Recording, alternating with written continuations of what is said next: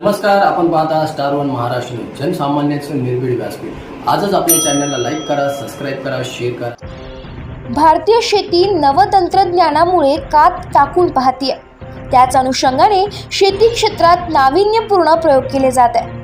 अशातच अकोला जिल्ह्यात तंत्रज्ञान स्नेही शेतकऱ्याने पेरणीचा नवा प्रयोग केलाय। अकोल्यातील राजू वरोकार आणि त्यांच्या कुटुंबियांनी GPS कनेक्ट या सॉफ्टवेअरच्या माध्यमातून विनाचालक ट्रॅक्टरद्वारे सोयाबीन आणि तुरीची पेरणी केली आहे। जर्मन तंत्रज्ञानाचा महाराष्ट्रातला हा पहिल्यांदाच केलेला वापर असल्याचा दावा वरोकार कुटुंबियांनी केलाय। या तंत्रज्ञानाच्या माध्यमातून एका रेषेत सरळ पेरणी होत असल्याने शेतकऱ्यांसाठी सोयीस्कर ठरत असल्याचे ते म्हणाले। पाहुयात कसं आहे हे विनाचालक ट्रॅक्टरद्वारे पेरणी करणारं auto pilot sowing technology machine.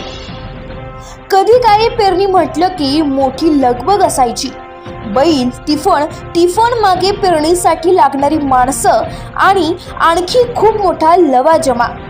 मात्र काळाने आता कृषी क्षेत्रातही क्रांती केली आहे। बैलजोडी, तिफण जाऊन ट्रॅक्टर आणि पेरणी यंत्र आलंय।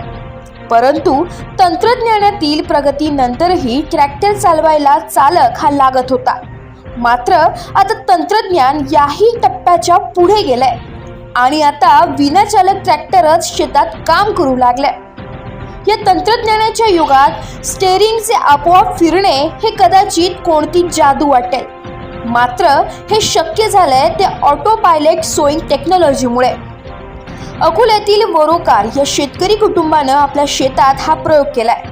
विजेंद्र आणि राजू वरोकार असे हे तंत्रज्ञान वापरणाऱ्या अकोला येथील शेतकऱ्यांची नाव आहे।